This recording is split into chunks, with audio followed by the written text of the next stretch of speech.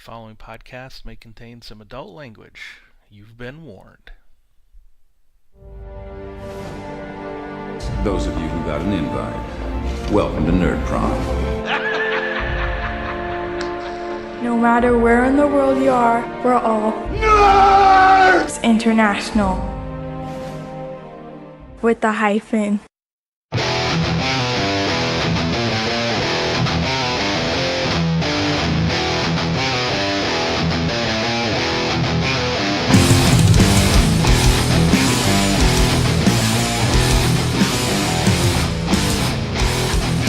Welcome to Finding the Narrative, a Genesys RPG podcast. This is a show dedicated to the Genesys role-playing system from Fantasy Flight Games, a show in which we, your hosts, discuss all things Genesys from both a player's and a GM's perspective.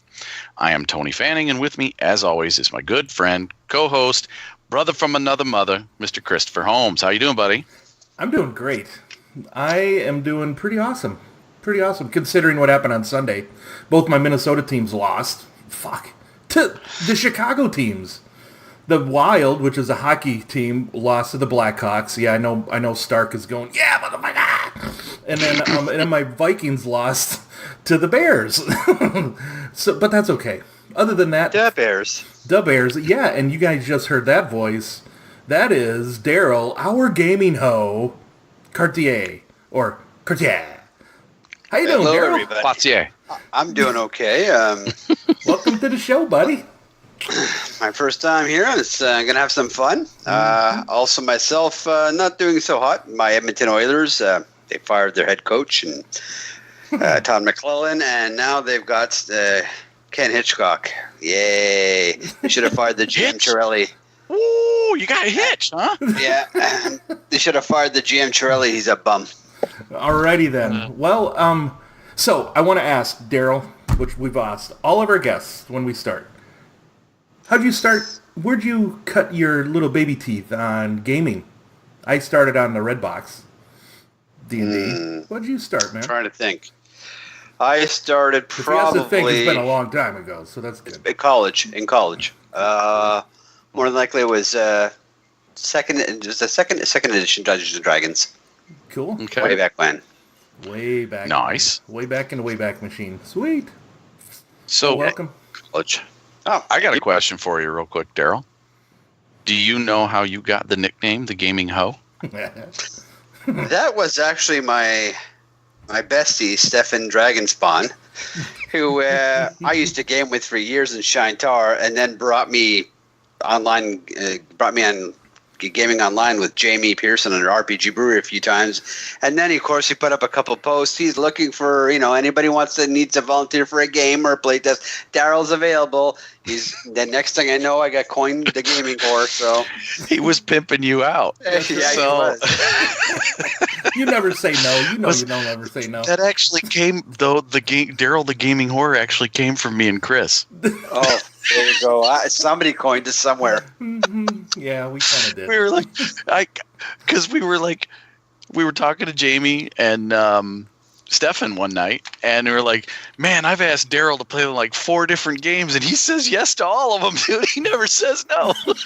Well, well, fuck, I guess that means I got no life. But to be fair, here, I don't have a gaming group. My one gaming group was Stefan when he lived in Montreal and another person. So the only really, I guess, outlet I would have is once every 2 weeks I do a tabletop game. I don't mind trying new systems, and I'm a firm believer in. It's not so much. This sounds almost like sacrilege, but it's not so much the system as is the GM or DM running it. If you have a good bunch of players and a very creative, experienced, seasoned GM behind the wheel, you're gonna have fun, no matter what system you play. That's good. Well, cool, dude. Well, glad you're on. So am I. And we don't have any news, man. Bummer. Come Yeah. on, FFG, you need to get us news.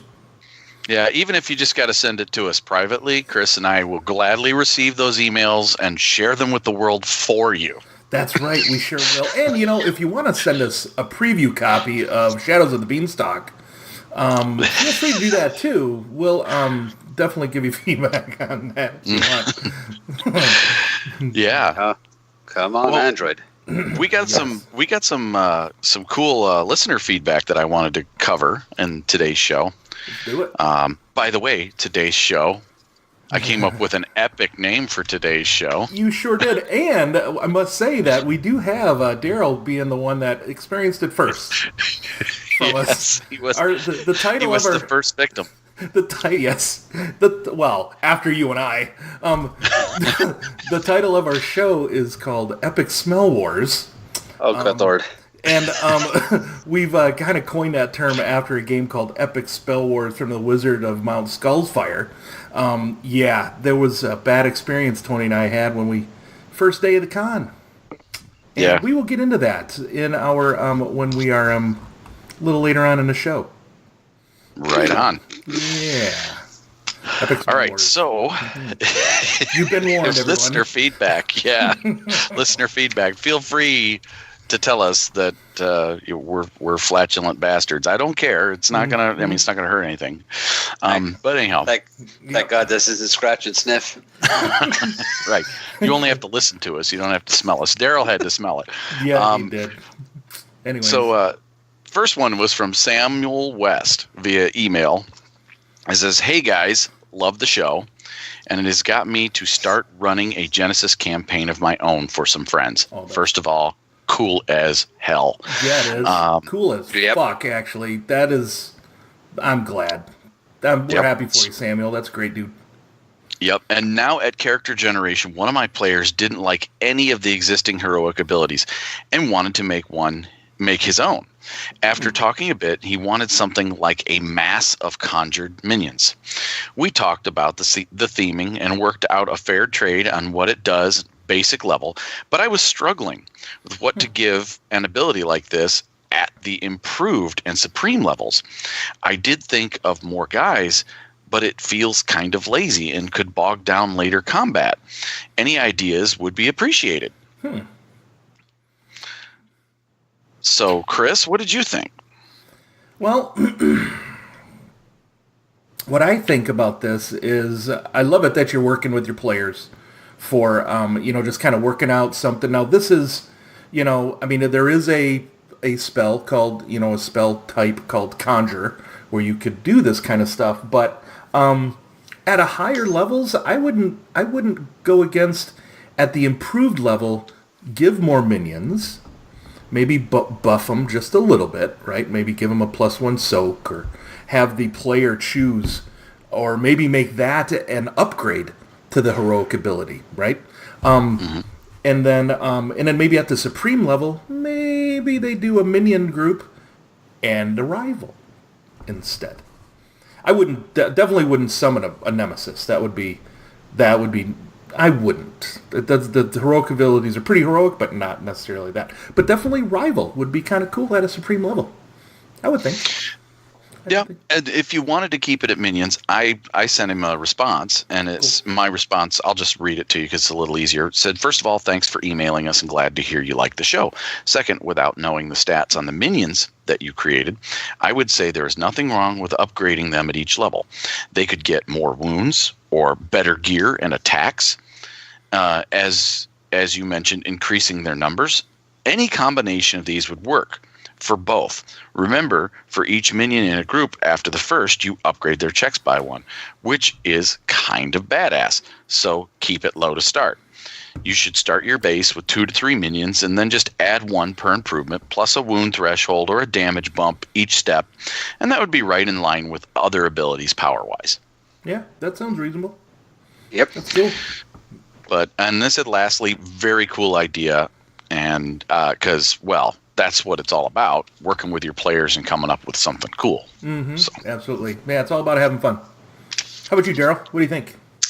I think it's a great idea. It's almost like the opposite of Unleash. Instead of removing minion groups, you're adding them, and that's kind of nifty. I like that idea. You're leashing them. So wait a second. Release the hounds. Release the hounds. There you go. Cool. If only I had chosen that for Gorgo and he summons a pack of hyenas. Damn it, I didn't think of this. There's always time there, dude. There's always time. All right, let's see. So the next one, oh gosh. Okay, so Iam Radnam. I am Rad Gnome. I am Rad Gnome. I am a Rad Gnome. Okay, via Facebook reviews. Finding the Narrative is an amazing podcast that goes into very good descriptions about Genesys system and its inner workings. Most recently, I've been listening to their setting building and love the idea of group brainstorming a setting. So much so, I'm going to talk my friends into trying it. Wow, that is so cool. Well, I'm so glad that we've inspired you to work with your buddies and create a system and just go outside the box and just start brainstorming new ideas. That's cool. I can't wait to see it. If you guys, yeah, and I can't wait for us to get further into doing the Primordial Machina, which we are going to do in future episodes. If you end up going over to our MeWe page, you'll see that I have our schedule up, and you'll see those as they pop up. I've given about 2 to 3 episodes in advance talking about what we're going to be working on. But as we get that treatment done for that system, once we get it where we're both kind of happy with it, we will be putting a document out there on the internet, because that was another question that he had for us, or one of our other listeners had, was whether we were going to create a setting document for it, and we are. Yeah. So I mean, I would say so advice, and when you're brainstorming a setting, no idea is a bad idea. Write it down. Somebody says something, somebody write it down, and then when you go through it again, you say yes to everything, like Tony, Brian, and I did. That's kind of how it worked. We didn't want to hurt. I don't know why. No idea was a bad idea that day. It didn't feel like it. It's like, well, these all kind of work together. We did throw some things out. We did. But I mean, it's just it's cool. And what Tony and I have been doing is we created a board on Pinterest, and we've just been as we see art and throwing art in there, we're kind of getting an idea of what it looks like to both of us. So that's an idea too. If you guys see, I mean, for me, art, picture says 1,000 words, right? I mean, it's really a look and feel of the system. If that's kind of what you guys are going for too, so. Right. Right, and then not lastly, actually, I'm going to go into the one I wanted to call an audible on. Mr. Daryl had a question for me earlier today on the MeWe. Sweet. And it was actually kind of threw it out there for the Genesys GMs. Basically, there was a big, long discussion about, a dragon that was attacking a player and rolled a failure and 3 triumphs. How would you tell the difference between 1 to 2 to 3 triumphs as far as a narrative? Was really what Daryl's question was, right, Daryl? Exactly. How did you adjudicate them? What's the impact between 1 versus 2 versus 3 triumphs? How would you narrate that? In this example, the dragon is the adversary that the GM is playing, and the dragon is there's a warrior on his back attacking him, and the dragon is trying to attack that warrior with basically a claw attack or trying to roll or whatever. It was all a brawl check. Okay. And the dragon failed and rolled 3 triumphs. Now, in Jamie's game where this actually happened, Jamie had the dragon grab the player character and chuck him into a portal. And it was a one-way portal. Nice. And now the player was okay with this. But there's other ways to have adjudicated that. There's a whole bunch of ways you could do it. Every table's different. But my easy explanation to Daryl was, okay, so failure with 1 triumph would equal the dragon reaching for the player, and the player was dodging, but anything that character tried to do, because the dragon was reaching for him and failing to hit him, would be upgraded, because the dragon is moving around, the guy's kind of losing his footing, he's trying to hold on. So it's just an upgraded check. Yep. For a single triumph, an upgraded check, but you narrate it out. Oh, he's dodging, and kind of like being on the back of a bucking stallion. Right. Okay. Yep. And then failure with 2 triumphs would be maybe the dragon doesn't grab a hold of him, but reaching back for him, he hits him, knocks him off, he falls to the ground, his weapon goes flying across the battlefield, and he's laying prone right next to the dragon. That is He didn't take any damage, but he's knocked prone. His weapon is knocked far away. That's 2 triumphs easily. Oh, yeah. Okay. Basically, that means that character is going to have to take a full round or more to be able to act. Gotcha. And that kind of gets the feel of 2 triumphs. Makes sense. And then the 3rd triumph, what Jamie did perfectly fine for his table. His players loved it. But I had a different alternative way you could do it too, which was you could have pinned the character, under the dragon's claw, disarming him, and requiring an opposed coordination or brawn versus the dragon's brawn. Dragon's athletics or brawl, whichever you wanted to use, an opposed check to get free, to be able to even act in any way, shape, or form against the dragon. Or like the dragon may have like moved up against the wall and it's got him pinned up against the wall. Something along those lines. But That's that cool. check, any check he would be making would be automatically upgraded. If he wished to retrieve his weapon, it would take a full action, and he has to make an additional check to be able to do anything other than be crushed by the dragon. Yep. Yeah. So that is a good way to adjudicate 3 triumphs. And it gives you kind of the 3 different scales of things you can do with a triumph, and just throw them all in there, the whole kitchen sink. Thanks. Actually, that does put things in perspective. Cool. Clarifies. So Now, what if you had 7 advantage? Moving on. Moving on. I know. Chris, why don't you read the last one, buddy? All right. From Uncle J-Raz, the luchador, who we met in real life, in person at Con and a Cob. He says, thank you so much, Chris Holmes, Tony Fanning, and even Jamie Pearson for showing me, and Matt Raz, his nephew, the glory that is Genesys. I love that. The glory that is Genesys. It was definitely the surprise of the con for us. Wow, I'm poring over the rulebook now, and it makes so much sense now. I really appreciate getting the chance to check it out. You guys really know your stuff. It's fucking awesome! ! Well, Uncle J-Raz, nice meeting you too. And we're glad we got a couple other converts. Yeah, Glad you enjoyed definitely. it, man. Matt I'm did glad a great they both job. loved it. Yeah, and Matt did a great job. Oh, man. Matt, so both Matt and Jay got in on like one game, and they were both kind of hesitant. But then Matt was like, I want to sign up for the rest of the games. I want to play Genesys. And by the last game, he had it down. He was reading his pools quickly, even changing from Genesys to Star Wars dice. Yeah. It was a quick changeover for him. In Star Wars, I noticed that I didn't want to help him, interpret his dice. Looked over, and he was bang, but he was doing it. He was doing it relatively, and I was looking like, wow, for first timer, it took me a couple of sessions. Well done, Well, sir. yeah, Well dude, done. he was doing better than you because you've had fantasy grounds calculated for you automatically. I wasn't too nervous because actually I did surprisingly well. It took me a second or two more than other people, but I did it. The only issue I had is when we stepped into Legend of the Five Rings. When you ran it, the different dice, they're similar, they're not. I'm like, okay. Thanks, FFG, yet again, for new dice. Yeah, that was awesome. That was fun. That was good.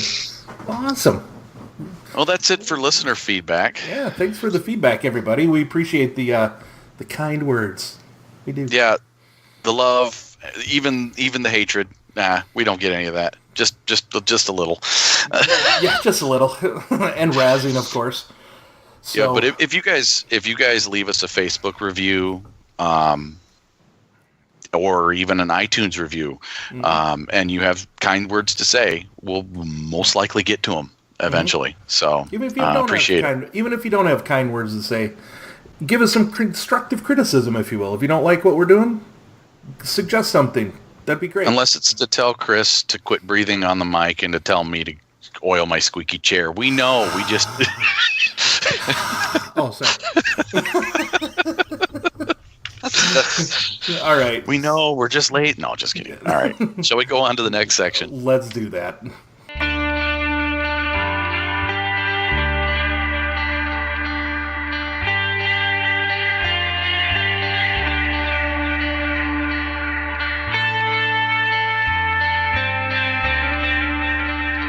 And welcome to 50 Pieces of Awesome. This is where Chris goes on to the great World Wide Web, finds us something cool, unique, and just plain awesome, and shares it with us. So what do you got this week, buddy? I have something that actually kind of makes me want to get into working on our Primeval Machina a little bit. Very inspired by this website that was created by Parker Harris Emerson, a.k.a. Citizen Keen, on the Genesys forums. And I believe I've seen that guy on Star Wars, too. Okay. And I'm liking the name. Citizen Keen made me think of the Keen Weapons from D&D 3.5. Kind of a clever name. Sharp-minded, quick-witted. Anyways, he has created a world called Osmium. I think that's what it's called. He has a website. I'll go ahead and link it in the show notes. And it is... so here it is. Here's his description. Just a one line could probably say it all. The Osmium universe is one of finite possibilities, a kitchen sink where awesome is dialed to 11. Okay, that's good. This is full minotaurs with chain guns and undead dragon hackers kitchen sink where every trope is included where it would heighten the player's sense of enjoyment and enthusiasm. Wow. Sounds like riffs. Awesome. Kind of, yeah, I think that's what it has been. It's been a bit inspired by riffs, but the website is pretty nice layout.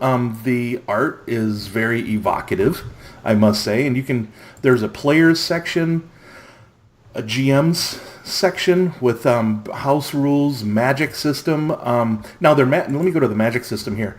What he's done, there's three different types of magic. Zszree is kind of more intensive trainings, but he did put it in a magic section because it's like technology is kind of magic kind of in this. There's blue magic, where they master... Blue mages don't tap into other dimensions, they just master this one. Purple magic. Purple mages reach into the underlying Fey realm, a parallel dimension linked to ours via unobservable quantum states. And red magic, they manipulate the underlying structure that's around them. Not just DNA, but cellular cohesion, atomic cohesion, even quantum cohesion. Wow, what the heck. That's so cool sounding. Very metaphysical. Love it. Very, very much so. The species you could play humans, which is kind of cool. Which actually on here, he has like name generators built into his website. Like at the end of the species, you can just click on a name, generate a male name, Matia Masina, cool name. There's an Atlanteans. That's cool. And a Kothanian, which basically they look like Cthulhu-like creatures with, tentacle faces. Then I saw the Shadowfoot halflings, dwarves. Dude, I could play Space Dwarf. Love it. Liking that. Any setting with dwarves has my seal of approval. Absolutely. And then there are elves. So it's and then halflings. Kuatoa? What? I could play Kuatoa? All right. Rock on. A regenerative, which is I believe they are basically cybernetic humans. You mean recognitive? Yeah, recognitives. Yeah, that's it. Yeah, them. And of course, you could play a Varar, which is basically they're bears. Yeah, they're bear men. Ursine creatures who walk upright with claws. That's cool. Yeah, that is cool. I mean, it's a futuristic setting of awesomeness, man. I mean, I'm not sure what else to really say except go there and check it out, everybody. Starfinder meets Rifts meets Spelljammer, kind of all thrown into one Genesys setting. Yeah. Love it. Yeah, let's take a look at that later. A lot of different careers: battle mages, entertainers, explorers, hackers, healers, pilots, scholars, scoundrels. So I see, a sorcerer, and then right after that, a starship captain. Nice. It's just so weird, just seeing like there's a picture of basically lack of a better term, a tiefling sorcerer casting a what do I want to call it? Doctor Strange-like spell, you know how that was in that movie. And then underneath it, a starship captain, which is pretty cool. Nice. Sweet. Yeah. All right, so... I do like, one thing that I do want to mention, because I like how they did this, where they list the career skills, like say for the healer, right? All these career skills, charm, cool, discipline, science, medicine, resilience, survival, and then a choice, any combat skill. So it didn't list it, but you could pick any combat skill if you wanted. And a couple of these have it, like your hacker, you could choose either skullduggery or stealth, and you could choose any knowledge skill. So it's kind of cool that way. You know, the battle mage, choice, any knowledge, choice, any magic, and choice, either brawl or melee. I like it. Yeah, it's kind of, again, it's got that Rifts feel. That when you made Rifts RCC or OCC characters, you had that back in the old original Rifts, where you had a big choice of your career skills, or your list of career skills was kind of customized for each character. Yep. So, and each one of these very careers, neat. Which is what we also like, are the starting gear. You know, starting gear. Here's your starting gear. Boom, go, and you could create characters pretty quickly, which is awesome. Well done, Citizen Keen. Yes. So, Mr. Parker Harris Emerson, we give you 50 pieces of awesome. Please try not to spend them all in one place. Sweet.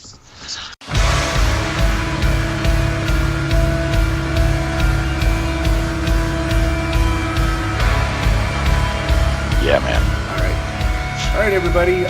We are going to combine the Book of Genesis and Setting the Tone into one section, kind of our meat of the show. We're going to recap what went on at Con on the Cob a couple weeks ago. Which, dude, it's already been a couple weeks, guys. I can't believe it. And we can call this section Smelling the Tone? I don't know. Smell what our room was cooking? I don't know. The books of Smellicis? I don't know. It's so horrible. Yeah. So Con on the Cob, got to see you guys in person. Got to see Daryl for the first time in person. Meet you first time in person. We've been gaming together for 2 years about. Right. Yeah. Daryl and I almost rubbed our bald heads together and created a wormhole, but unfortunately I had grown a little bit of hair, so it didn't happen. So. Awesome. We didn't create a rift in the time-space continuum. No. Give it time. So Daryl, where did you travel from, and how long of a drive was it? I drove. First off, I went and I picked up the night before. I went and I drove to Stefan's to give him a stay there for the night and go with him. So it took me 3.5 hours there, and the next day was about 8.5 hours drive from Prince Edward County in Ontario to Richfield, Ohio. Which is just south of Cleveland. Yeah. The uppers. To me, I just made the short little 4-hour jaunt. Sweet. over from here in Kalamazoo, Michigan, to pick up somebody who flew in. Yeah, which only took me about an hour and a half. Like, no big deal. It wasn't 8 hours now. Sorry. But it was a little less comfortable flight for you, right? Yeah, that sucked because I paid. My wife talked me into buying a first class ticket, so I did because I'm not a small guy. And a first class seat would have been choice, but they put me on a smaller plane, which meant the oversold status was really oversold. So they put me in what was called Comfort Plus. Thanks, Delta. No, it wasn't. It wasn't Comfort Plus. Not for this plus size dude. Fuck you guys. I see. Here's where I'd be thinking about it. Wait a minute, first class. Where's my free drinks? I mean, no Comfort Plus. What do you get? Which, by the way, the woman who put me, she was the flight attendant there. I was saying, I was supposed to be in first class. I was getting a little upset and just kind of, I was so frustrated. And then she just saw how uncomfortable I looked. She came to me and said, "Do you want a drink?" Like, yeah. What do you got for alcohol? And she kind of looked because it was like 9 o'clock in the morning, and she listed out. I'm like, "Yeah, I'll have a Jack and Coke, please." And she did, so that was great. Didn't charge It's 5 o'clock in Tokyo. Shut up. It's 5 o'clock somewhere. It's 5 o'clock somewhere. So yeah, that was great. So thank you to her. I know she doesn't. Well, maybe she does. I don't know. If so, yes, I was that big fat dude that got put in Comfort Plus a couple weeks ago. Appreciate that, and appreciate the big ass bag of snacks that you gave me when I was leaving. That was good.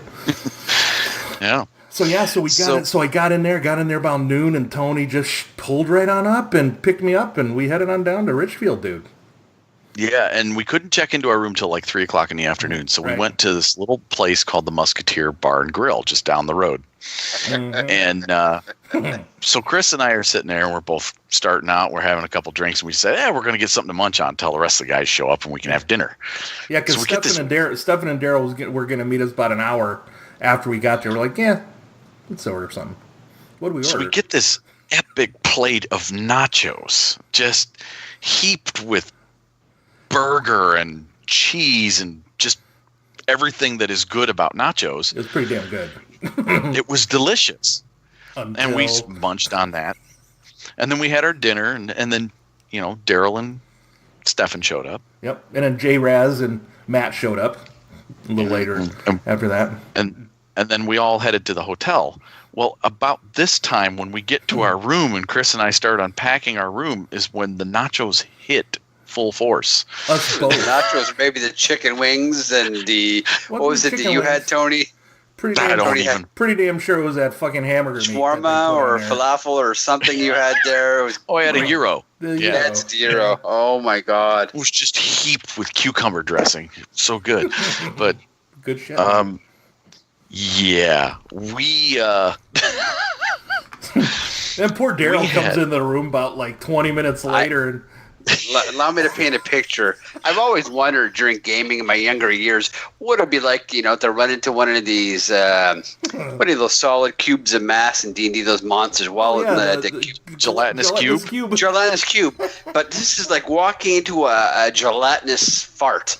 And you walk in, it's like this miasma. I walked right in, and my nose hairs just curled off, and I'm like, oh my god, what a stench! And I just did a 180, and I left. Cloud kill, man, all fucking weekend. Ooh. Yes, our room became epic smell wars. That start the tone for Chris and I. Unfortunately, the nachos really did kind of tear us both up that day. Yeah, they did. Thank you, Stefan, to get us a big can of Febreze. Oh yeah, we had Stefan get us some Febreze. Daryl was threatening to make a frickin' grenade out of it. Exactly. Roll it into our room. Duct tape the dispenser down, just roll it right in. Yeah.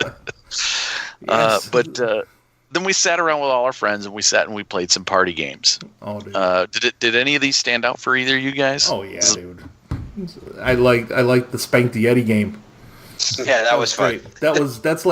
That's like Marry Fuck Kill turned to 11, and it was pretty sweet. it was pretty good. Yeah, and we did play some epic spell wars. We tried to. We got through one round. Yeah, we did. And some players got upset because they got killed in the first round because we had 11 people playing. Yeah, I think James and Harrison.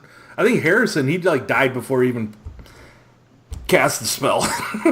Yeah. And he's like, "Oh, that was a fucking great game."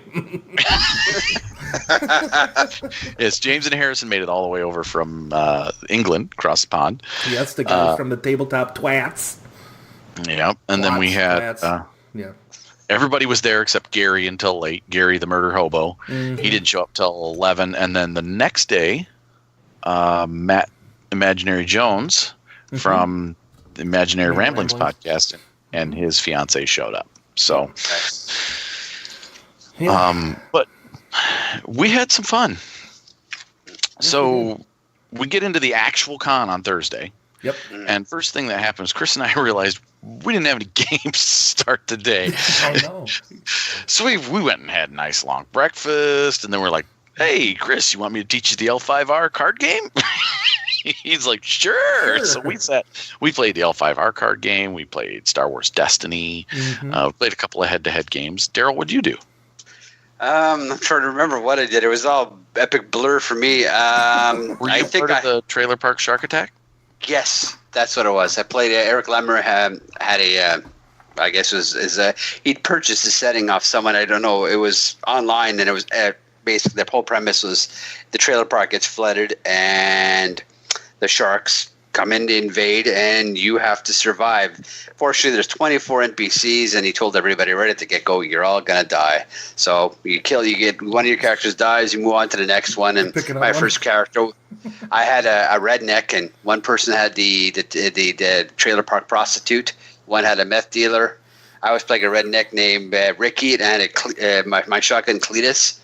And I had the most epic hindrance of them all. You have to go after the biggest and toughest opponent. What do I see in front of me? A great white shark. I got a crit fail, and then probably got swallowed. But it was and later on, you get to figure out that there's aliens behind all this, and anal probes, and all kinds of interesting things going on. Laser rifles. It was a crazy game. Eric did an stellar job on this one.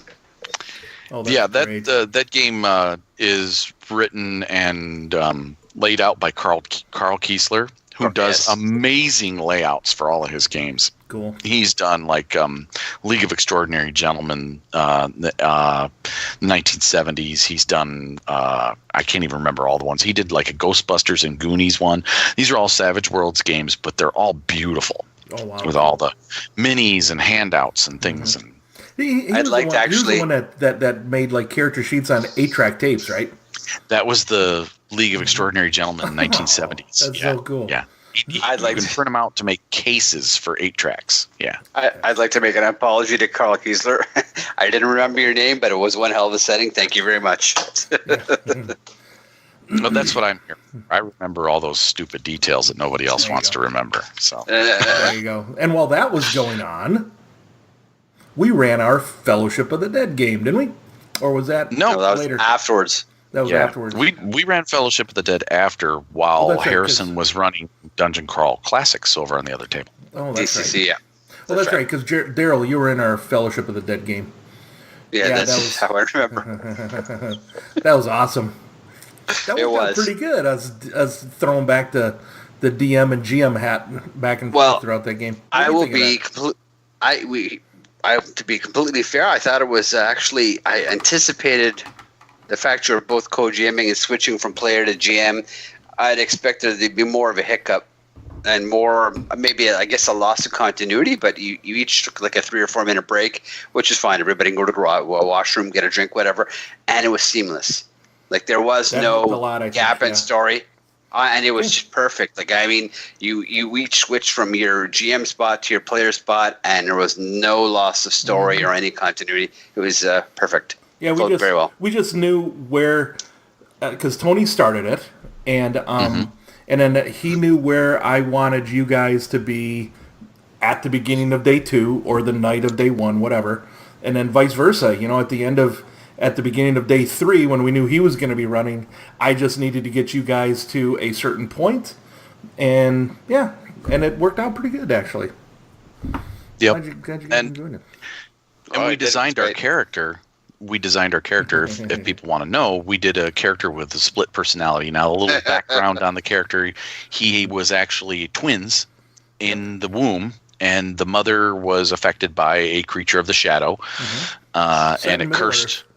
Yep, set in Middle Earth, and it cursed this dwarf upon birth that the brothers share a body, but each day they change. It goes from one brother to the other at dawn or whatever. At each day it changes. So when Chris played him to start, Chris was Dwally, and Dwally. We were both playing a treasure hunter, but Dwally was a little more friendly. Yeah, a little more friendly. He did not. He always had his beard combed out and not braided. Yeah. Whereas I was playing Murdoch. Murdoch is a little more wild, a little more gruff, a little more insulty, and Murdoch likes a braided beard. Yeah. So when we would switch, that would be our key to let people know that we were playing the other dwarf. Is we'd be, why is me brother always freaking undoing my beard? What the hell? That was fucking awesome. I love that. That was great. I'm like sitting back and like eating popcorn, just watching the show. Yeah. So yeah, we had a lot of fun with it. Yep. And we kind of, I incorporated elements of Evil Dead. Started out with a Kandarian demon floating in the air. I made, I don't know if you're anybody out there that's familiar with the Middle Earth characters, and Butterbur, the innkeeper that's in The Hobbit, or in Lord of the Rings. Yep. At the end of the Prancing Pony, that's where we started, and with him turning into a Kandarian demon floating in the air, saying he's going to swallow your soul. And then just getting just raided by reanimated zombies and skeletons. That was brutal. Yep. And then it ended with the two characters from last year's adventure that I ran in Primeval Thule, where the mage and his Atlantean buddy got sucked in a Necronomicon, and in Middle Earth, in Fellowship of the Dead, well, they wanted to try and get back to Primeval Thule but they kind of were, Cthulhu-ish with their tentacles, and the Necronomicon was still there and whatever, and I think the two players, Stefan and Jamie, who played those two characters, were playing in this year, and then when we dropped that on them, they're like, what? So that was kind of cool. But then Blaine's character, little Nibs Proudfoot, grabs the Necronomicon, and of course, being pulled into the portal as he leaves. We have a hook for next year's game.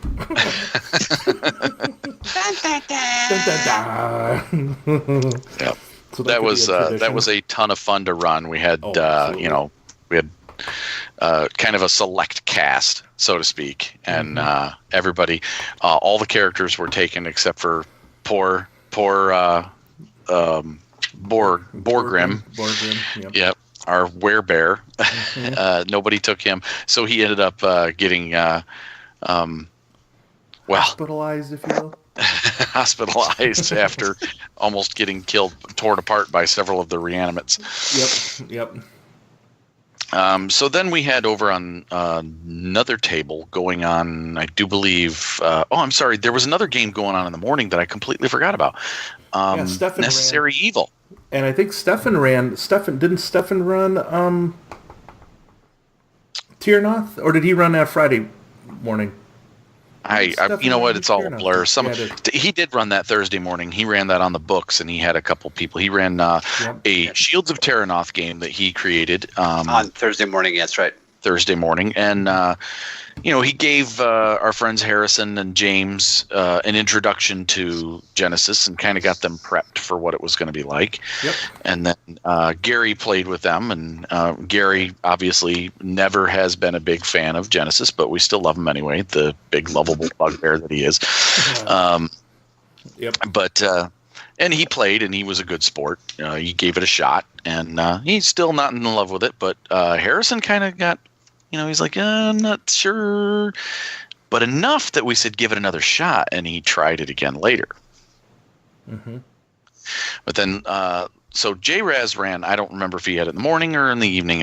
I wasn't a part of it, but he ran Necessary Evil, which is the Breakout, which is you play evil doer supervillains, and there's an alien invasion going on, and you're breaking out of prison, fighting other evil super villains, and finding out that there's an alien invasion going on. Seemed pretty cool. Everybody that played it loved it. I think that was in the afternoon. Yeah, I think that was. And then Harrison also had Dungeon Crawl Classics that he ran. Were you part of that, Daryl? No. I think that was running at the same time as your game, your Fellowship of the Dead, wasn't it? Okay. Well, it was either Thursday or after? Friday. I don't even remember when it was. I just threw it in on Thursday because I can't remember. I can't remember either. My God, my memory is horrible. We shut down. We played a bunch of party games again on Thursday night. Yeah. With Matt and Liz showing up, they brought a game called Scrawl. Oh God, yes. Okay. That's what it was. Yes, Yeah. yes. Oh, that was funny as hell. That was great. What it is basically a game of telephone where you get a phrase and you then try to draw that phrase and then you cover it with a blank dry erase cardboard sheet and you pass it to the next person and they have to look at it and then write what they think it is in words. Then they pass it to the next person and they have to draw it out what was written. So yeah, so it's highly recommend it. Scrawl. There's also another one called Telestration. I think we broke Daryl. I remember because you get a phrase, you draw it, then the other person interprets your drawing and writes down the phrase, and it goes on. And let's just say from the very beginning, the first sentence to the last picture, I remember the second to last person. You're finding the narrative co-host, Chris Holmes, hands me. What did you hand me? You said, yes, Jamie fisting Stefan. And I'm like, I'm sitting there, how the fuck am I supposed to draw this? And Tony drew it. I'm sorry. Tony drew the picture. That's what it looked like. Tony did. And I drew it, a nice picture, and it was great. And I drew a little happy face and a big smile. And oh, yeah. Oh, my God. The words I got from Blaine were smack that ass. So I drew a hand smacking an ass. Now, I am a horrible artist, okay? The fact that Chris thought the hand was fisting the ass is not exactly my fault. From the first sentence down to the last drawing, I'm like, oh, my God. Went off the rails mighty quick. Yeah, so that game can be fun, especially when you've been drinking and some people tend to. There were a couple people purposefully miswrote. Like there was one where someone did pooping on a pigeon, and it just the first person that saw knew that it was pooping on a bird, and they just they wrote shit bombing or something like that, and then it escalated pretty fast. Yep. It was a great fun game, especially when we had like 8 people playing it. Oh yeah. I did notice that you guys didn't have it written here was Joking Hazard. Oh, that was we played that until the following night. That's true. Yeah, we played that like Friday night or Saturday night. Friday night was when everyone got really good and lit drunk. Oh, yes. Oops, excuse me. Wow. Or Saturday night. Sorry, it was one of those nights. Anyhow. Yeah, Saturday night. Yeah. So then we got up Friday morning, and Chris, you brought something to the con with you. I did. I brought my Death Star waffle maker. Yes, everybody. I could make episode 4 or episode 6 waffles. Fairly easy. In that one. So yeah, I made waffles for everybody. And very tastily too, my dad. Oh, yeah. Yeah, that was... thank you. Appreciate that. Yeah, I like doing stuff like that. Everybody seemed to be happy. And, yeah, those are good. Oh, yeah. We started off the day with Death Star waffles, and then I went and played in Jamie's Terranoth, because I purposely haven't read it. I knew he was going to run it for Con on the Cob. I wanted to see the Terranoth... adventure he ran was the one from Gen Con 2 years ago. Where they introduced Terranoth to everyone. And... I wanted to experience that, so I went and played in that. You guys did Cadillacs and Dinosaurs, both of you, didn't you? Yeah, we did. Stuff in Cadillacs and Dinosaurs using the Adventures system, I think that's what it was. Yeah, yes, like a D6 Adventure system. Very light system. Stefan had his had some dinosaurs out there, and he had toy Cadillac cars that the boys were playing with and sliding across the table. Harrison, James, and Blaine were all. They were making little ramps, trying to jump the cars over the dinosaurs, and good lord, it was kind of fun. It was pretty good. Yeah, that was a good game. And then, cool. Yeah, and so in Jamie's Terranoth, of course, that I don't know if you guys have listened to or read the Haunted Mansion or Haunted City. Sorry, Haunted City is what it's called. It was fun. It was, we started out just a bunch of random people on the road traveling together. We didn't really have a reason for it, but we kind of invented one quickly. And then we got embroiled in some. Do you mind if I spoil it a little? I don't mind. I think I read it a little bit. All right. So we got embroiled in some kind of investigation of a murder scene. Found some victims of a bloodsucker. With a triumph roll during the investigation, we figured out it was a vampire that we were looking for, and so then we traveled on to an inn where we encountered said vampire and her minions and fought them, and they barely got away from us. Oh wow! And we followed them into the city, and I'm not going to ruin it from there. But yeah, we had a epic, cool session there. It was a lot of fun. Sweet. And yeah, it was Terranoth. So that was the one there where I got to sit next to J Raz and kind of coach him, and then we had his nephew Matt on the other side of me, so I was kind of helping them as Jamie ran it, and he was helping Matt Jones kind of learn the system. So he had 3 new players, and then he had me and Matt Stark, and we all had a great time. Yeah, it was awesome. And just to quote James from Cadillacs and Dinosaurs, for science. Remember that? Guy was a card. Yeah. For science. Yeah. Yes, we're going to do this for science, of course. We're going to go chase that woman down. Yeah, I think Stefan said it ended with a T-Rex and a rocket launcher or something like that, or a Claymore mine. Yeah. Yes, I did that. All Yeah, I three. set up a Claymore. All three. Yes. I think his character, Daryl's character, planted the mine, and then Blaine's character, female. He was playing a female, kind of a Rocket love launch. interest with my character, but then it. Well, that's kind of creepy. Yeah, it is. It's kind of was. But he ended up doing like the splits on the top of the car as he shot the bazooka at the T-Rex as it broke out of its cage, and Nice. yeah, it was great. Some Yeah, John pretty Woo cool. stuff. Yeah, exactly. So- So we kind of had the afternoon off that on Friday because you were prepping for your game, dude. Yeah, I spent the afternoon prepping. I had taken the time to convert from NivCon 2 my Deep Madness last minute, and I kind of got, like, the week before Con on the Cob, I got the boxes of the game, because this is actually it's a kickstarted board game, and so I have all these beautiful minis and I have all these tiles, and when I did it on NivCon 2, I ran it as Theater of the Mind, and everybody Right. loved it. Yes, I was one of the players. Nice. Yeah. And but this time I ran it with the tiles and the minis, and I needed to get that all kind of prepped up, and did a few little tweaks and changes, and I incorporated my sanity rules, insanity rules. Yeah, that was cool. That was nice. Those worked out really well. And I'm not going to spoil that one for you at all, folks, because Jamie over at the RPG Brewery, he recorded that, and he's going to be releasing that as a live play. Mm-hmm. He said the recording went great.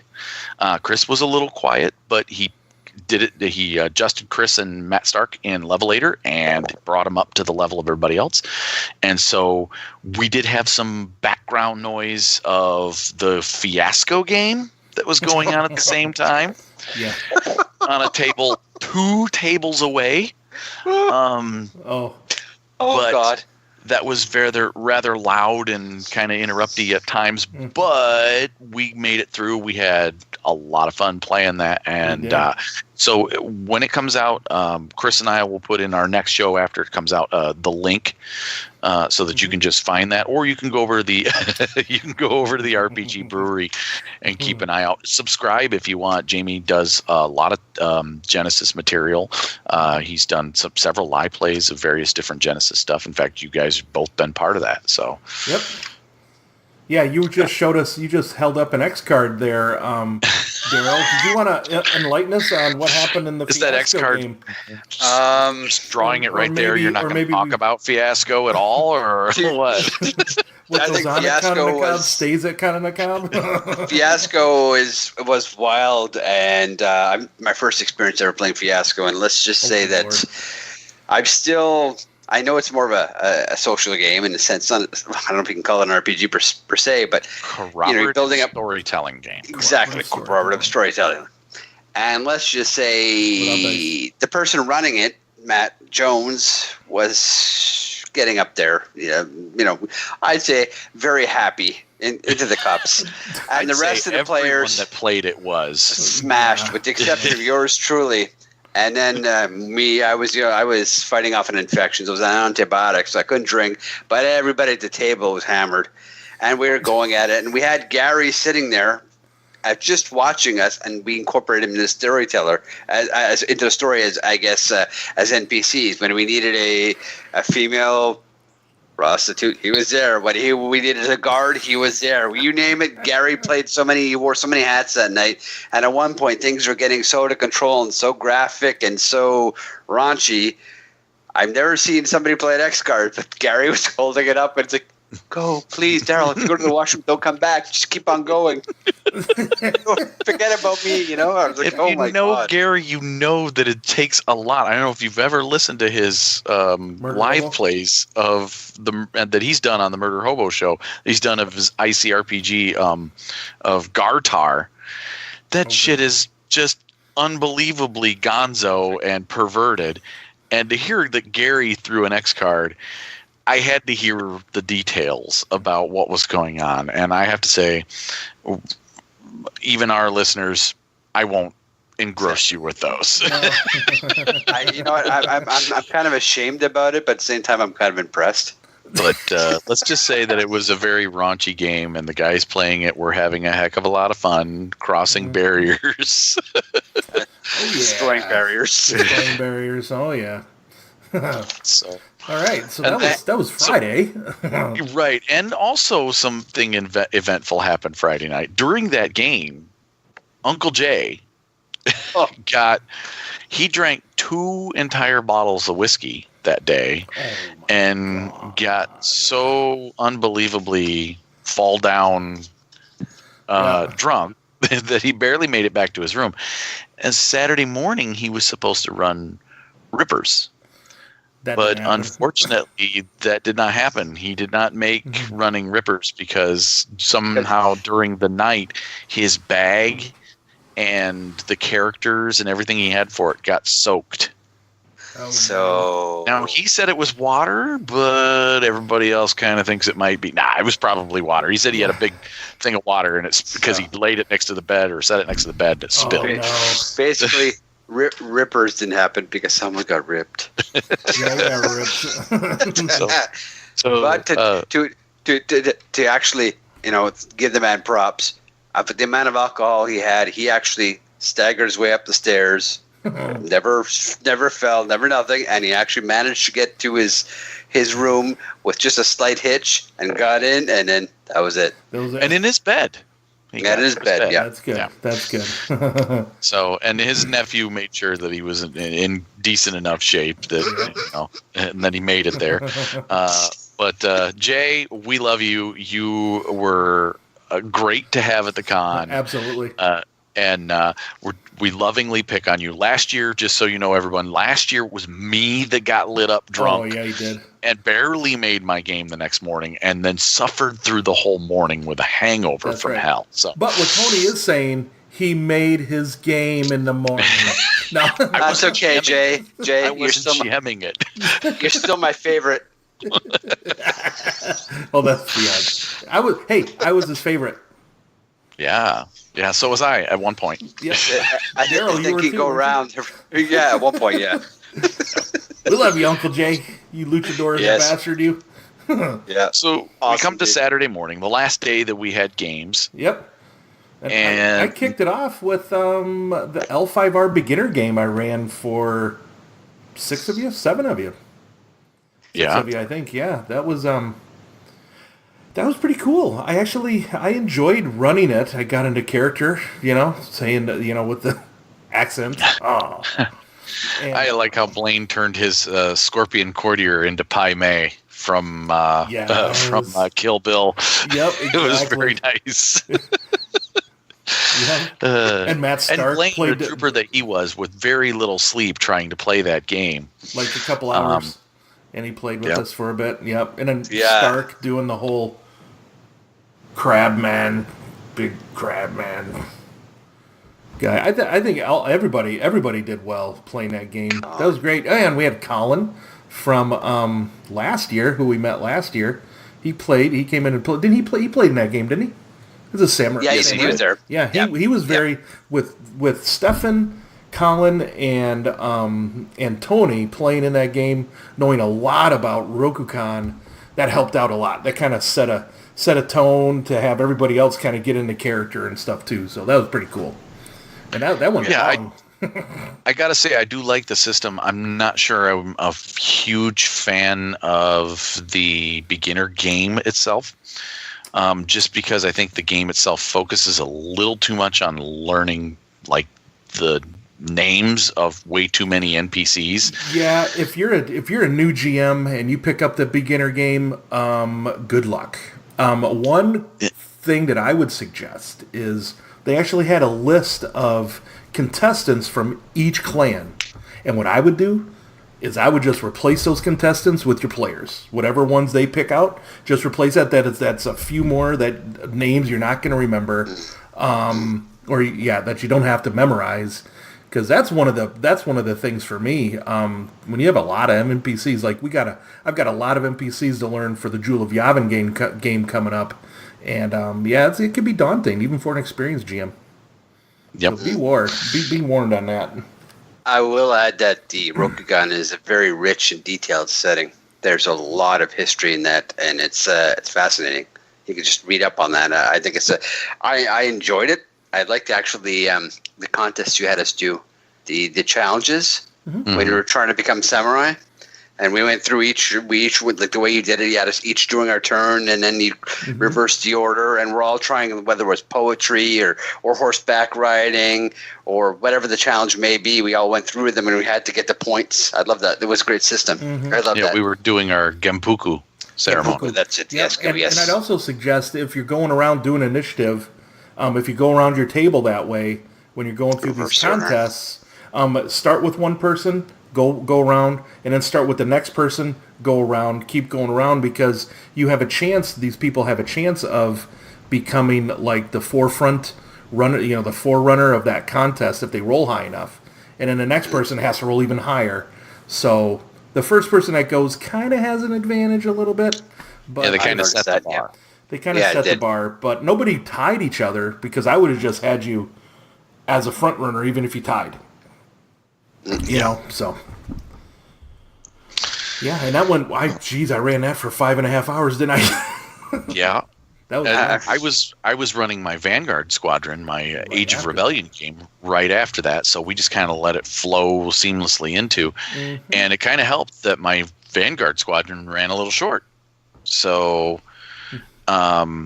because, some awesome player roles and some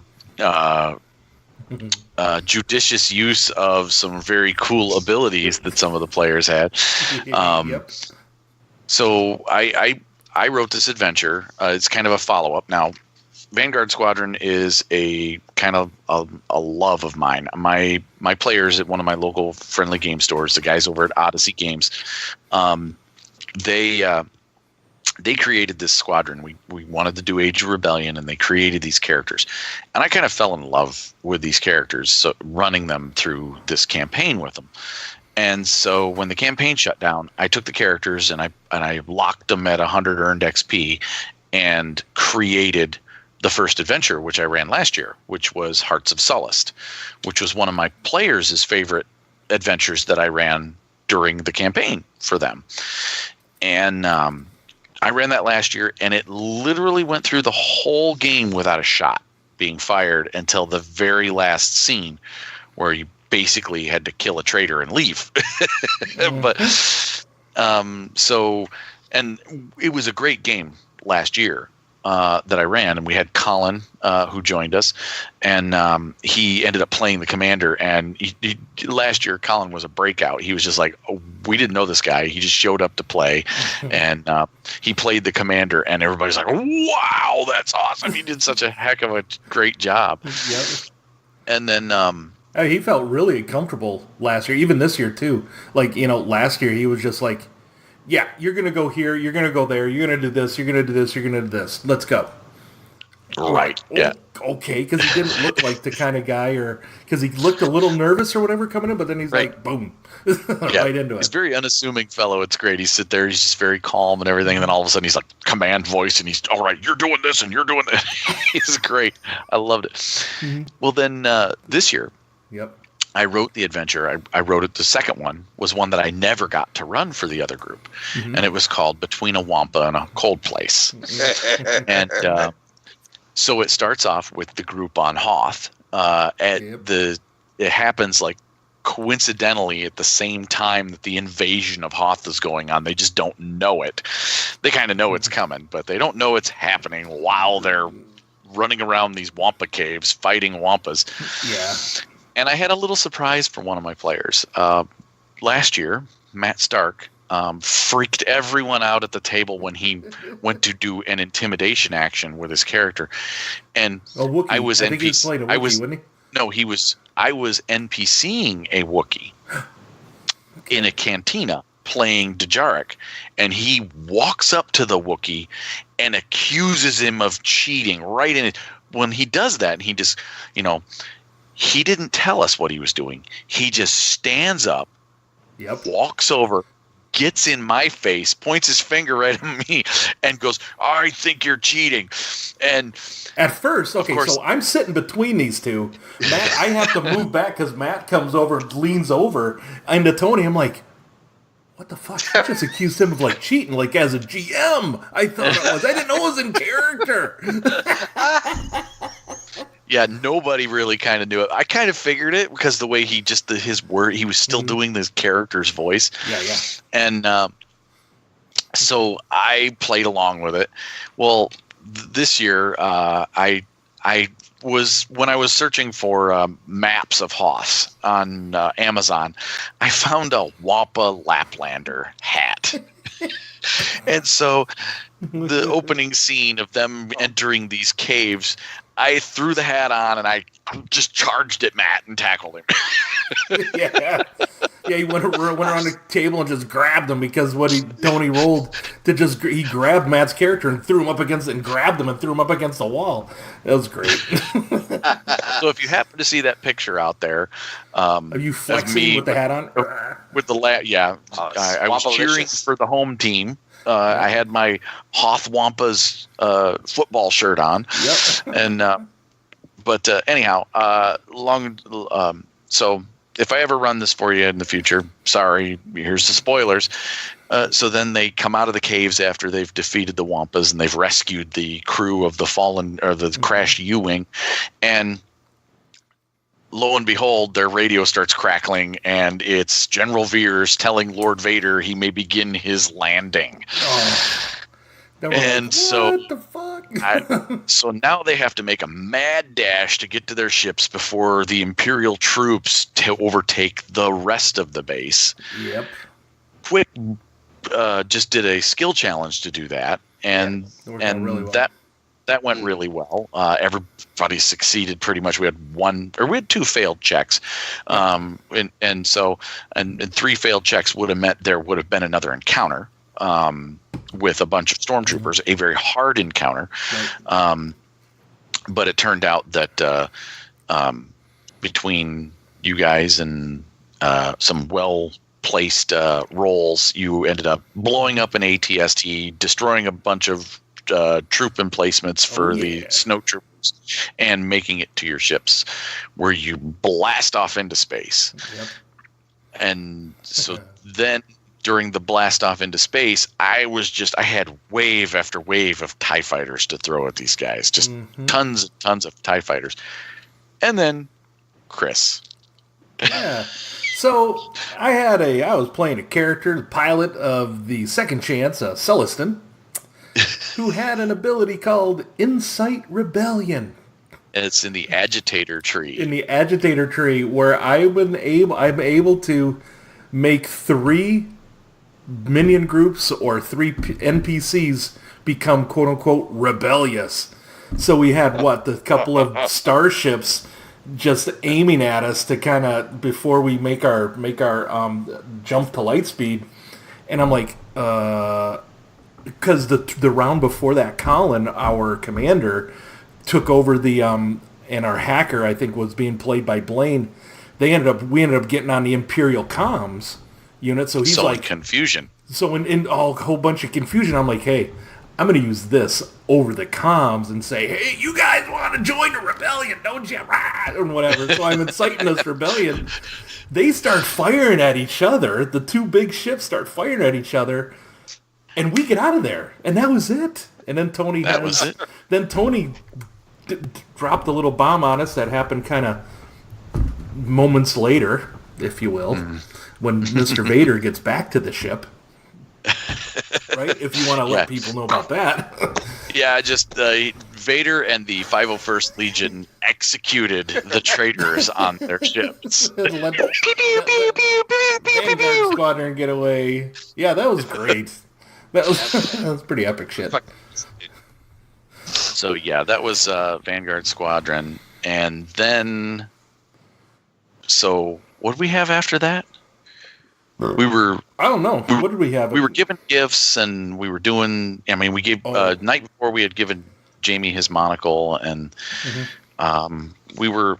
I have a note here. What's SVC? Well, I don't know, but I need to go back. I need a little go back here. Mm-hmm. So there is something called. Tony, Jamie, and I have been kind of razzing on the. What do you call it? The Savage Worlds guys. That Genesys is the Savage Worlds killer, right? Mm-hmm. So we're going to get back and forth and all this stuff. But the Savage Worlds guys are saying, you and your chicken bones, because reading these dice are like reading chicken bones, right? So I'm making my what do you call it? Death Star waffles on Saturday morning. Waffles on Saturday morning. Or Friday morning. Friday morning and whatever. I'm packing up and whatever. And Eric Lamoureux, who wrote Wise Guys and, what is it, Just Insert Imagination over there on... Mm-hmm. That he works for, yeah. He hands me a Crown Royal bag. And I'm like, okay. He's like, yeah, got these in from Africa for you. I'm like, what? I open it up. The man gave us chicken bones that look like they're colored the dice color of Genesys dice. So that we had our green. Yeah, he gave them to all of us that are, it's you, me, Stefan, and Jamie, all of us that are... the Savage World Killer. And so I roll them, and I'm like, oh yeah, I think, these kind of cancel because these two bones are crossing each other, and I'm trying to figure it out, and then I'm like, and then I tell Gary, who's totally against it, I'm like, Gary, dude, you gotta help me out. And I roll him in front of him. He's like, what the fuck is that? Yeah, so, I have mine here. Yeah. So, yeah, that was a great prank. And It was a weekend of that. I mean, it was. We had agreed, a bunch of us had agreed before we went. Jamie is not a big fan of The Last Jedi. He actually had an episode on of his RPG brewery where he just freaking ragged on it. Yep. And his least favorite thing about The Last Jedi is the porgs. The little space chickens. We have all... So a bunch of us went out and bought bobblehead and plush and window mount porgs. And because Chris and I had a adjoining room with Jamie and Blaine was also kind of involved in this, the porgs ended up doing everything. They ended up all over his room. They were in the shower. They were on the toilet. They were, thanks to Daryl, they were in precarious positions on his bed. That's right. It felt like every hour on the hour, Jamie comes out and is like, who the fuck put this porg here? Well, during the Deep Madness game, someone brought one out to the table, and I shoved it in his dice bag. I should have been one of the monsters. The second it's like, Ghost says, oh my god, what's that? It's a porg. Ah! Yeah. But Jamie, being the good sport that he is, he took all the porgs home. They actually sit in his game room instead of burning them in effigy at the end or whatever. And the one he got from Matt Stark, a.k.a. Frog Dick, it says right on it, "You have been frog dicked." That's funny. Wow. That's awesome. Yeah, we had a lot of fun pranking each other. And on Saturday night, that's when we played Choking Hazard. Yep. Oh. Yeah, but before that, though, come on now. We're getting Wise Guys, too. No. Oh, yeah. It was one of those. I mean, we had. I don't know. We met Stefan's sister. Yes. Stephanie. Yes. Stefan Dragonspawn. He disappeared for a while. We couldn't find him. Daryl knew where he was. But the rest of us were all like, where is he? We're trying to get together for a group photo. Yep, Matt Jones's fiance, Liz, and her sister, I can't remember what her name was, they went and helped out. Yeah. And out comes Stefan, or a.k.a. Stephanie Drag Queen Spawn, and a purple tights, a rainbow tutu, heels, a dragon tail, heels with painted toenails. Yep.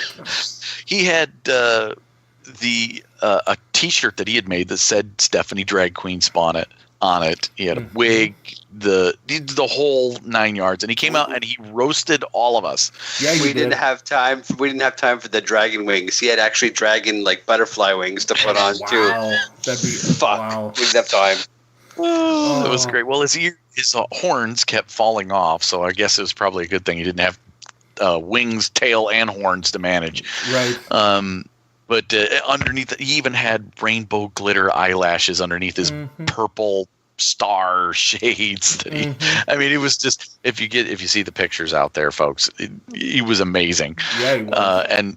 And we all loved it. He came out and he roasted us all. He came and individually came and greeted us all. And there's at least one photo with every one of us, and I think the one with me, he told me this joke that was just so fucking rude that I'm just looking at him so embarrassed to be standing next to him laughing at this joke.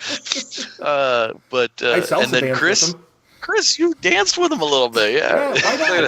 Her, I danced with Stephanie. Dude, who was you born, got some... I guess Stephanie is like, what, 69 seconds younger or older? Exactly.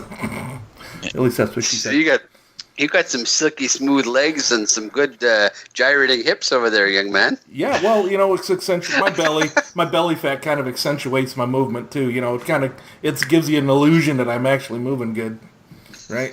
Yeah. But that was and I asked Stefan after that if he's ever done anything quite like that before. And he's like, no. Only for you guys. Only the first time. And I'm like, wow. And I can attest to that. This is a one and done, I think. Yeah, I think so too, but wow. It was funny. That was awesome. Always lot. The look on Matt Stark's face when he sat on his lap and reached out to grab some Chester, I fucking died. It fucking killed me. Yeah, so Mr. Dragonspawn, you're all ours. You are 100% awesome. Yeah, both Chris and I are like, yeah, he's a weirdo, but he's our weirdo. Or my favorite was Harrison sipping his beer. Harrison couldn't look more awkward in the picture the two of them were taken. That was fucking awesome. That was Yeah. And so then we played some Joking Hazard, which Chris ended up giving to me after the game. Thank you, buddy. I loved that game. It was a ton of fun. I know. We almost died laughing. Oh, yeah. My sides, my back, everything hurt from laughing so hard. Oh, it was retarded. It was so much fun. The things that were coming out, the people that... Yeah, sometimes you had 2 or 3 good answers. You're like, which one? I know. It's again, one of those games that's... It's another one of those, somebody votes and judges, everybody puts in a card or whatever, and you pick your favorite one, kind of like apples to apples, but not a family-friendly game, of course. The comic strips from Cyanide and Happiness. Yeah, that's right. Yep, yeah. Yep. So, yeah, and so all in all, I mean, was this year as good as last year for you guys? For you, Chris? I think I know, Daryl, it was definitely better for you. I mean, last year you were in the hospital. Hospitalized. I mean, yeah, well, Yeah, the week of, dude, you went in the hospital. That sucks. Yeah. I'll tell you, they are both 50 pieces of awesome for different reasons. Last year, got to meet all you guys face to face for the first time, and it's like, And we got to plan this show. And we got to plan the show. The show came out of it last year. But then this year, like you had said, Tony, I wasn't nervous. I'm looking forward to seeing everybody again, seeing Daryl for the first time face to face, and then meeting Jay and the twats and stuff. I think it was up there. It was really, really good. I loved it. I thought it was great. Yep. I got to throw Daryl my favorite Anakin Skywalker line. Sorry, but you're shorter than I imagined. Yeah, you were, dude. You were.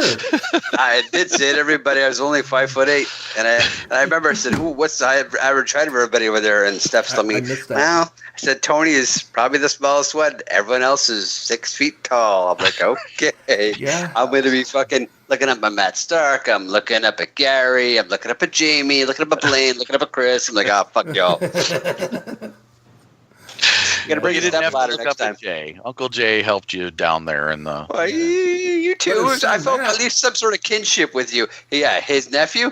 Yeah, no, that's right. His nephew was just a tower of flesh. Oh my God, they're growing big. Hold down on, there. I'm gonna Damn. get some phone books. Step on them. And that even wasn't enough. He was a big man. Yep. So then we all went home on Sunday, but before we went home, Chris and I, Chris didn't fly out till 5 o'clock. So Chris and I decided, you know what? We're sitting there after breakfast and like, what do you want to do for the next couple hours till your flight? Chris goes, why don't we go see a movie? Yep. So we're talking, we're looking at a local area. Gary walks up, says, what are you guys doing? Well, we're going to go see a movie. Well, Gary doesn't fly out till Monday. Yeah. He's like, so Gary's, all right. I'll come along. So we take Gary and we went down to local theater and we went and saw Overlord. Oh, dude. That's like Weird Wars 2 dialed to 11 or something, man. That was great. Dude, that was a great movie. It caught me by surprise. And what'd you call it? A great Tannhauser adventure? Oh, when they put out Tannhauser setting, which I'm sure they will, Overlord will probably be the first adventure I run in it, for sure. Yeah, it was... I won't spoil the movie or anything, but yeah, it was good. Yeah. So, and then... Really good. Yeah, Everybody got home safe. You had a really long drive there, Daryl. Yeah, you did it all in one day. Yeah, I did too. It was about 12 and a half hours, and it was a long beat. It was brutal. Next year, I'm going to be flying that. I already told Stefan that, I'll meet you there. Yeah. Hopefully you guys fly here to Minneapolis. Then we can go to Mecca. We'll spend a day at Mecca, the Fantasy Flight Gaming Center by the... Yeah. But yeah. So that's our... Go ahead, Tony. Go ahead, Chris. Go ahead, I beat you to it. No. I'm from Minnesota. I have to let you go first. Go. All right, fine. Hey. No, so that was Con on the Cob.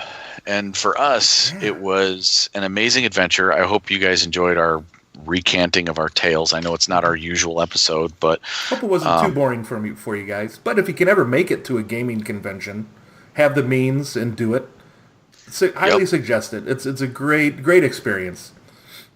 And games, I didn't cover one game that was run at the con because we're going to have him on an episode in a couple weeks or in a month or so. Eric Lamoureux, who is writing a Savage World setting called Wise Guys, and he demoed it for us last year. Chris and I both played in it, had a great time. But this year he came prepared like none other. Ooh. And a lot of people say it was the game of the con. Yeah, it was pretty awesome. Those usually were the people that weren't in my games, but no, I'm just kidding. It was a beautiful, beautiful game. I was sitting across while I was running Age of Rebellion at the same time, and it just looked amazing. I was jealous of all of his. I mean, that was my... He had some smoke that he had like the whole area kind of smoking. But what he used, I think, a bunch of those... cotton balls or something that he spray painted black or something? I'm sure we'll find out. Whatever it was, we'll have to ask and LED lights. I remember I was playing in your game, and I'm like, looking over at his and like looking at all the props and preparation he did. I'm like, if I could only be at 2 places at once, gotta clone myself. Next year's con. There's not enough whore to go around. That's right. Exactly. Too many games, not enough hope. only the gaming whore would be thinking, man, only if I could clone myself, I could be in more games. I did hit one thing out of the park this year. Next year I'll be doubling up on it, is the maple syrup whiskey, which was very well appreciated by everybody at the con, it seems. So next year I'll be doubling up on that. I'll put my order But I in for didn't one share now. I said I think I consumed the vast majority of that fifth myself. I shared with everybody, but not much. I had maybe a tenth of it, maybe not even, maybe a. Wait a minute. I like you, but not that much. Yeah. With the bottle. You want a sip? No, that's too big of a sip. You can't have more. And of course, Tony had a 12-pack of Angry Orchard and a fifth of Fireball waiting for me. Dude, you rock. Appreciate that. So what was the game of the con for you guys? For me, there were two. Only because got to run Fellowship of the Dead with my co-host. That was awesome. But I've got to say, Deep Madness was fantastic. As much as I really loved the Vanguard Squad and kind of helped you out with some of the character sheets and stuff, and epic ending to that, Deep Madness really came off well, and how you pulled it together, and yeah, that was great. And seeing Matt Raz just kind of get into it and just say, yeah. Oh, you want me to roll more madness? I'll roll more madness. I'll roll on the madness table. And I'm going on a crazy train. That's right. I'm going on a crazy train. And that's the thing. When you get as a GM or as a DM, it doesn't really matter whether they're playing Genesis or Savage Worlds or D&D or whatever. When you have your players suggesting bad things to happen to them, they've been anointed. I mean, it's just great. We got red madness. We got undersea madness. We got 2-for-1 madness. It's a madness blowout. Yeah, I got to say, I mean, I played in some good games, but as far as seeing that game come together the way it did, with and the way Harrison reacted after, being able to get him to get Genesis and to understand that there's more there than he was giving it initially, and the fact that he said, so much so that Jamie gave him 2 sets of dice and he's going to run it for his friends when he gets back to England. So we gathered our third convert for the convention to Genesis. That just the way that game came together with the players and with the way, I mean, I was given about 2.5 hours to really kind of prep it, and it came off really well. Yeah, so, and you know what? And I do recommend you all listening to the live play, even if you don't really like live plays that much, listen to it, because the way Harrison took the story point idea and ran with it, I won't spoil anything, but it was pretty unique to what he had done. It was unique. Yes, very unique. He challenged me as a GM to at times there when he was doing it, and that to me makes me a better GM. So I love it. So yep.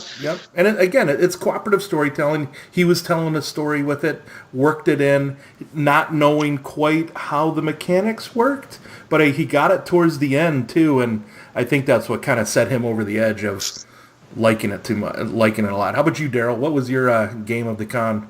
You gaming whore, you? To be honest, I you know what, I like Tony's Vanguard.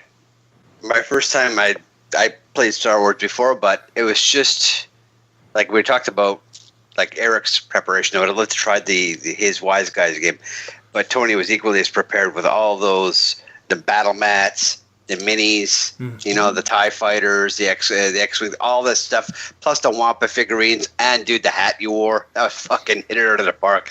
That was one of my favorites, and the fact that you had 7 players. That's right, you heard it, 7. Yeah. And like clockwork, bang, bang, bang, and there was no lapse. It was fluid. It was constant. That was one of my favorites. And the other one was Savage Worlds game was Eric's Trailer Park. What was the name of it? Trailer Park and Shark Attack or whatever it was. It was amazing. Shark Attack. Yeah. Trailer Park Shark Attack, because I walked in that game. I wasn't signed up for it. I was just a last-minute joinee, and I was really impressed. Not only by the scenario, but the way Matt Stark played his drug dealer, the way Jay Raz played the Trailer Park hoe, and I like the way I played I played my hillbilly. It was freaking awesome.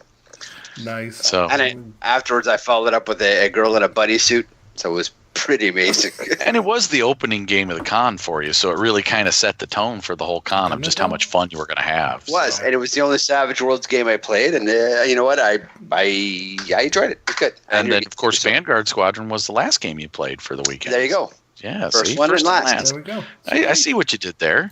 Yeah. Yeah. Well, yeah. So we've kind of fell in love again with Con on the Cob for one more day, reminiscing. But we kind of got to call an end to it. Yeah, we do, because it's getting long. Sorry, everybody. Okay, let's move on to the next section. Okay. Oh yeah. Yeah, everybody kind of likes this one. Ooh. Yeah.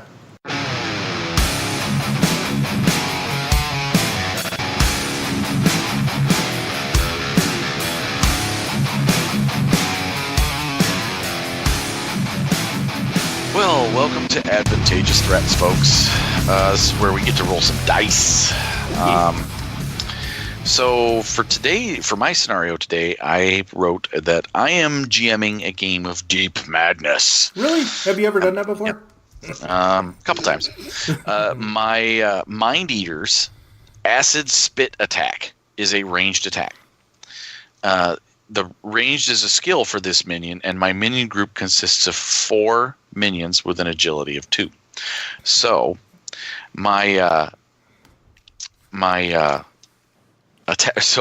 dice pool ends up being 2 yellow, 1 green. Mm-hmm. At short range, that is 1 purple difficulty. That is true.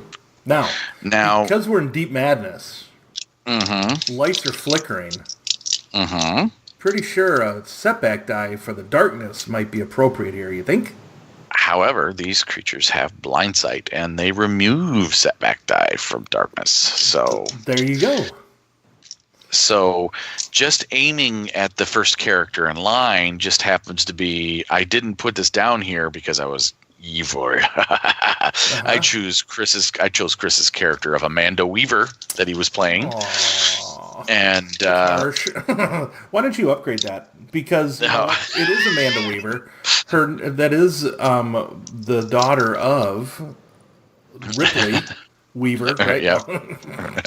Yeah, it's a character kind of based on Sigourney Weaver and Ripley's daughter Amanda from the Alien series. Yep. The character's drawing looks just like Ripley.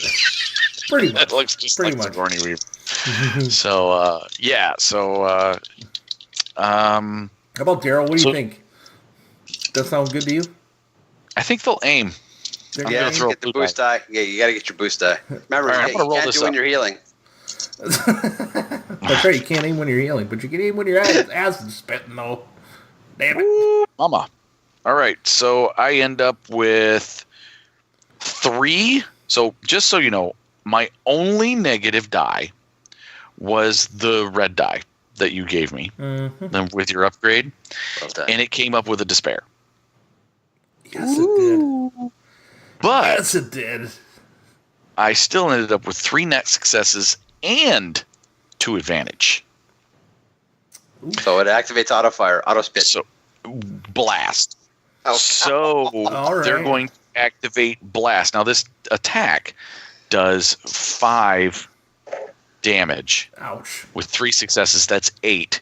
And then blast, they hit everyone at engaged range, which was in that tight little hallway that I had you guys in. Yep. The entire party. Despair.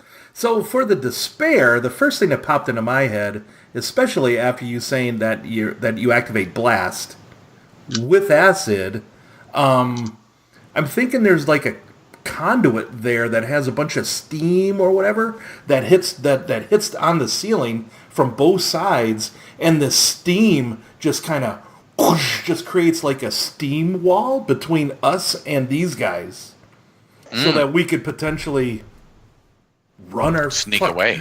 So we can run the fuck away. Yeah. This is despair. That's a despair. I would say it hits a power cable and the power cable falls down and shocks it.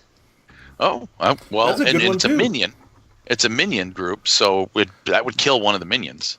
Yeah, I like that too, man. Yeah, so you're right. Yeah, so it kind of so the acid goo hits this little power coupling, like a coupling for it, and it just kind of falls down and zaps one of these fuckers. So one of them just kind of the little brain matter thing on the top of it just kind of jiggles, and pops, and more brain matter shoots all over everybody. Guess what, everybody?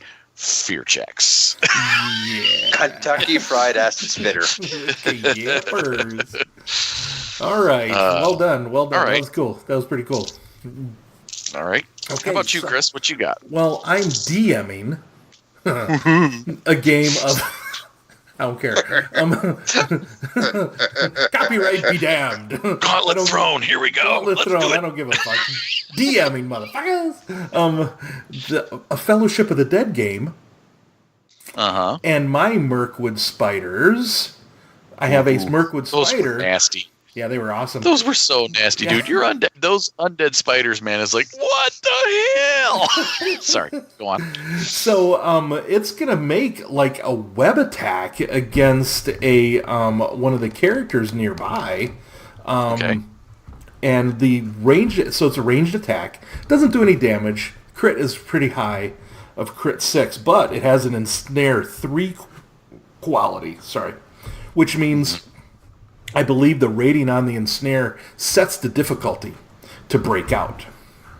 Okay. So, it's ranged attack with an agility. He's got a agility 3, and my target is short ranged away. So he's got a range. So they have a range of 1, agility of 3. So that would be 1 yellow, 2 green, Okay. 1 purple Who are you, for the distance. who were you aiming at? Which character? It's Sandriel, and she's pretty flexible and very dexterous, so she dives out of the way, so upgrade the check. Well, we'll see there, Daryl, because you're playing a Sandriel, aren't you? So upgrade the check. Okay, she is a fairly dexterous. So let's just say that you're targeting her. She's short range, but let's say she's stuck between trees, so therefore she has some cover. All There we right. go. Did you keep your copy of a Sandriel? Somewhere. I know I brought her back. It's the Nice. one character that I didn't get back. Cool. Anyhow, I think she had some ranged defense. Yeah, 1 and 1, I think. We'll add a ranged defense in there. Okay. And because this is Daryl's character and he's on our show, I'm gonna upgrade as well. I'm gonna flip a story point. And you know what? Nice. I'm gonna aim. Can you aim shooting something out of your butt? Absolutely, you can, because it's in the rules. Why not? Well, you guys did in your attack. hotel room. No, that was definitely have a to. blast. Yeah, that I was a blast. blast. So much advantage rolling around in that room. See, but I don't know if that was a triumph or despair there, Tony.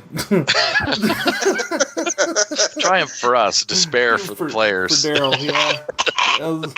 All right.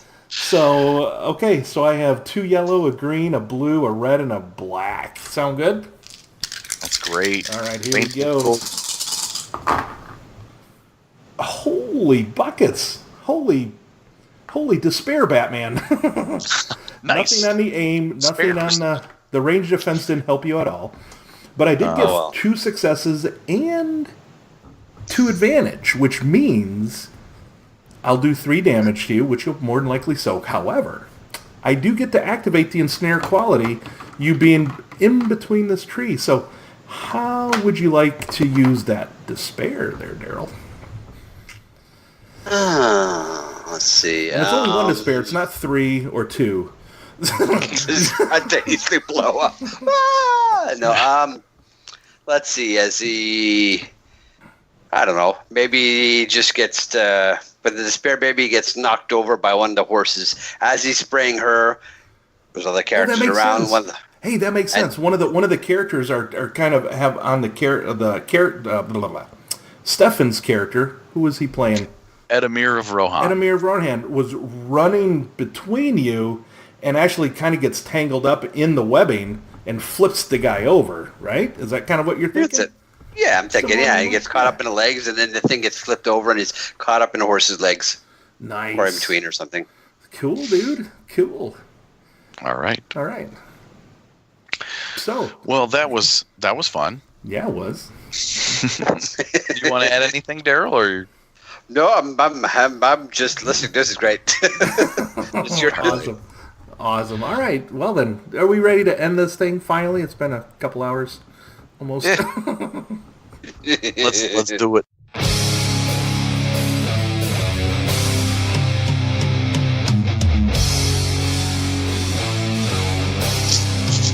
All right, everybody.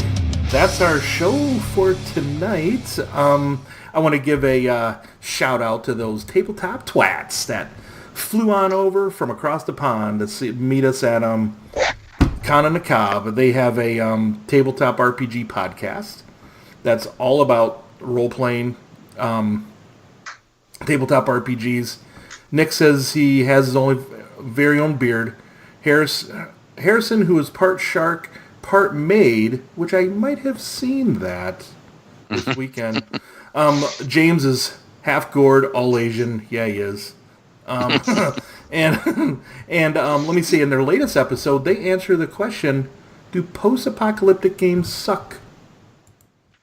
That was their last episode before they did their Con on the Cob. Oh yeah. After, yeah. I guess I wrote these show notes before they put that. Yeah, no, that's okay. Just so you know, every show in the Nerds International Network, I think it has done a Con on the Cob after action report. Oh yeah. Yep. Yeah, so that's. But anyhow, they're on the Mayways, Facebook, iTunes, Podbean. A proud Nerds International member. They're on SoundCloud at soundcloud.com/tabletop-twats. That's it, man. Daryl, appreciate you coming on, bud. Well, it was a pleasure. Thanks for having me on, guys. It was been a blast, literally and figuratively. Yeah, I appreciate you coming on. I know you were nervous coming on here, and I really appreciate it, buddy. So I was nervous as a virgin on prom night. Not so much anymore now. Yeah. Good. Now you're just virgin broken on prom in. night. Now I'm just a gaming hoe. You kind of had your gaming con cherry popped, didn't you? This is your first gaming con, right? Finally. There you go. Cool. Next year's is going to be even wilder. More alcohol, more fun. Maybe I'll be the one getting stupid drunk. Hey, we got to pass that mantle. Let's hope. You'll have to get that. You'll have to get that from Uncle Jay. Maybe I'll be doing some French karaoke. All right. Oh my! Awesome. Oh my! Exactly. All right. Well, folks, you can find us at findingthenarrativepodcast@gmail.com. You can email us both over there. You can get a hold of me at Finding the Narrative on Facebook. Both of us you can get a hold of at Finding the Narrative and the Nerds International Network on G+. We're still there. Don't visit much, but we're still there. We're also with Nerds International and as Finding the Narrative on MeWe. Listen to us where you've heard us before. Tell your friends. We're on Podbean, iTunes, YouTube, and on Google Play. And this is Tony saying, keep rolling them bones. The chicken bones. Yes. And remember the rule of cool, everybody, and just have fun. Adios. Adios. Night.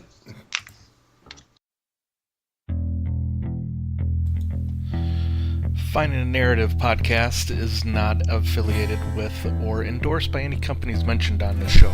Any of the products mentioned on our show or appear on our website are the property and copyright of their respected owners. All items are used under fair use and educational and review purposes.